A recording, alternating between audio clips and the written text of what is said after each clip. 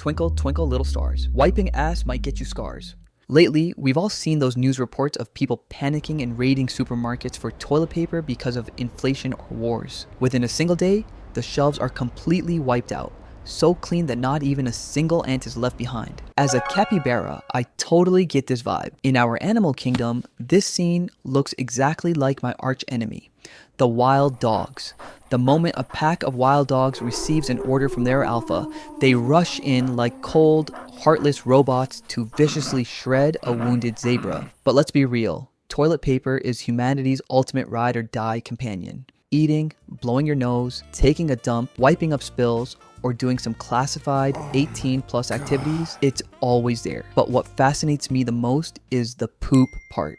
No matter who you are, as long as you're an animal, we all share the same daily destiny, bearing brown babies. Yet, it wasn't until 1857 that an American inventor named Joseph Gaiety introduced a pack of 500 sheets for 50 cents called medicated paper, which is widely considered the first commercial modern toilet paper. So, how on earth did humans wipe their butts before 1857?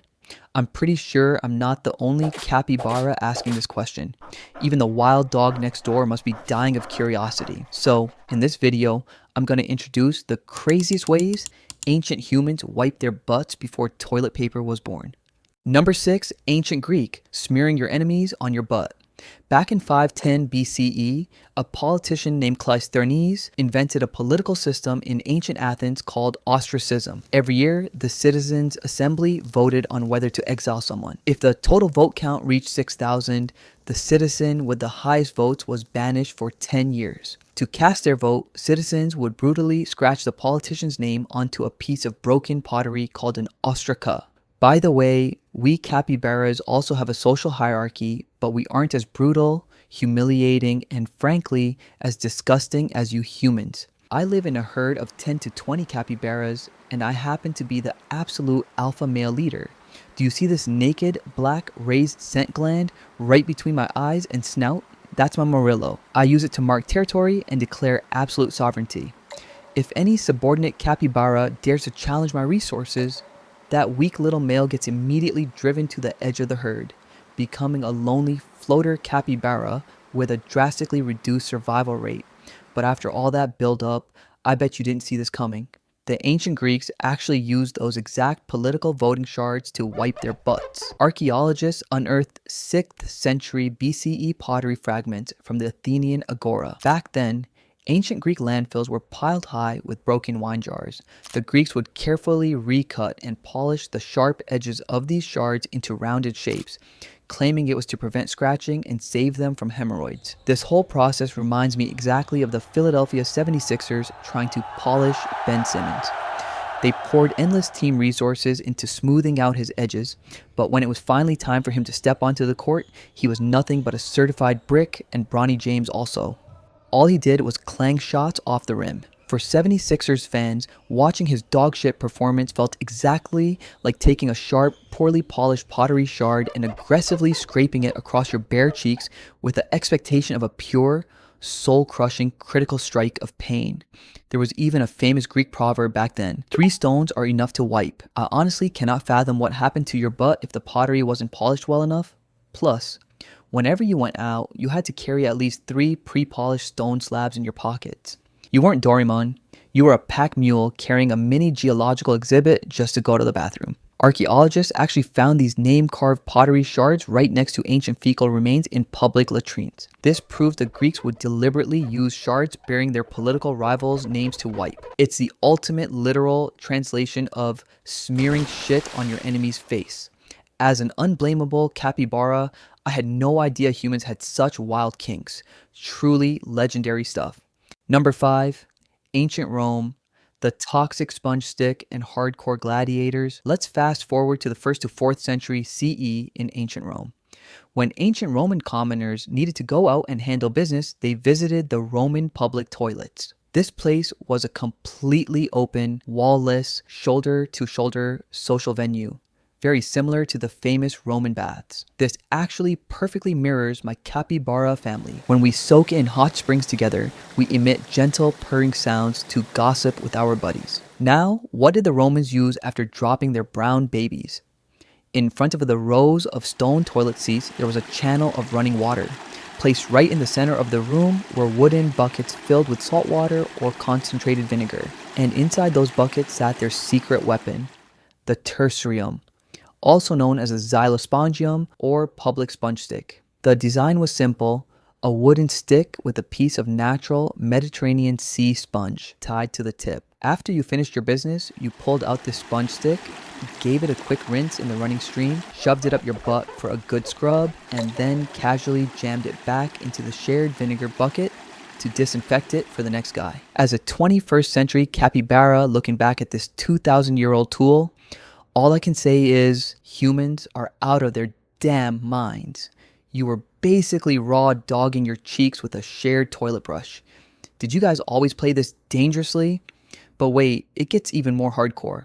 In the 60 CE, the famous Roman philosopher Seneca recorded an absolute horror story in his moral letters. A Germanic gladiator, desperate to escape being torn to pieces by wild beasts in the arena, begged to go to the bathroom.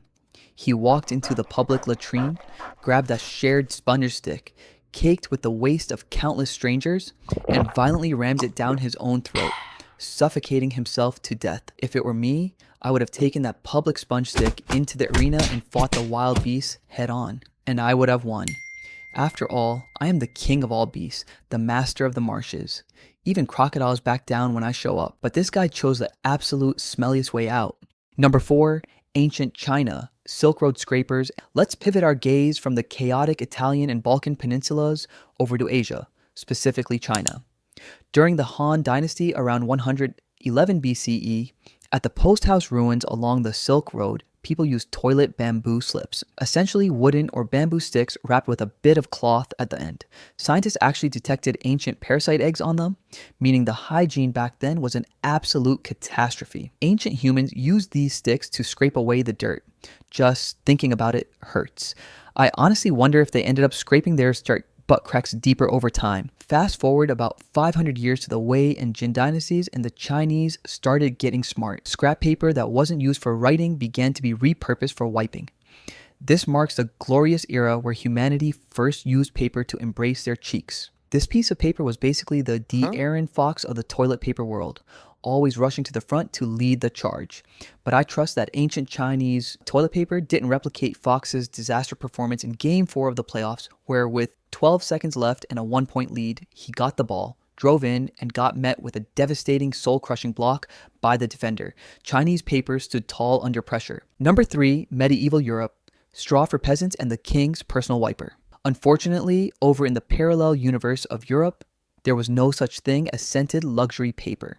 During the exact same period in the late 14th century, massive stone castles were rising, cutting the lives of royalty and peasants into two completely different realities. If you had bad luck at birth and failed to pull that legendary Pokemon card, the Pokemon illustrator worth $16.5 million, and instead spawned as a common peasant, congratulations.